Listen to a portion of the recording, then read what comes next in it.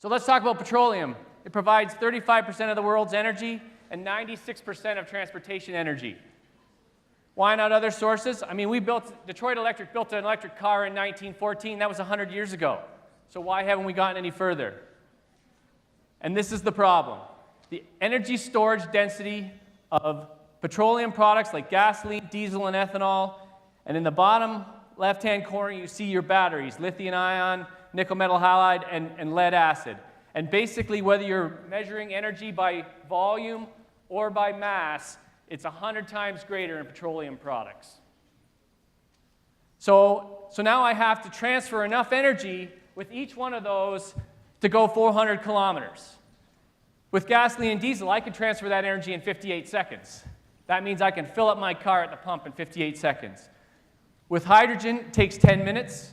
Electric DC fast charge, 1.6 hours.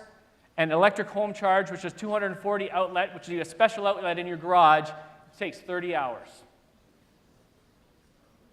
Petroleum dominates the transportation landscape because it's energy dense, it can be transported, stored, transferred easily, and historically been inexpensive. So let's just look at the right-hand two there, the 240 volt AC, which is what you'd have in your garage, it's a special outlet, and the DC fast charge.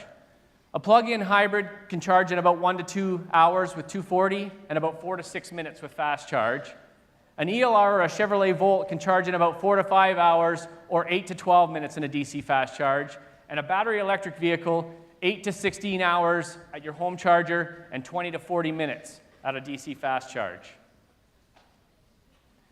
The cost of installing these chargers for a 240 volt AC, it's anywhere from $500 to $4,000. So that's what it's going to cost you to put one in your garage. And the DC charger was $50,000 to $200,000. And that's why you don't see a lot of them. Types of electrified vehicles. We have your hybrids like Malibu and Prius. Their primary propulsion source is gasoline, and they have limited electric-only operation, which means that the electric motor is typically just used to move the vehicle away from a standstill, but the gasoline engine runs pretty much all the time. You may be able to cruise around the parking lot slowly, but that would be it. A plug-in hybrid electric, which is sort of the next stage of that, which has a larger battery pack, its primary propulsion is still gasoline, may be able to go 10 to 20 kilometers on electric power, but if you give it lots of gas, then the gas motor has to run in order to keep the car moving at the speed that you want it to.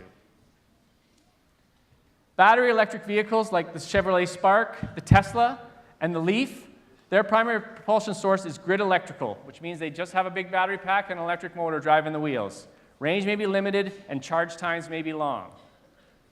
And lastly, fuel cell electric. There's very few fuel cell vehicles out there because they have to be filled with hydrogen.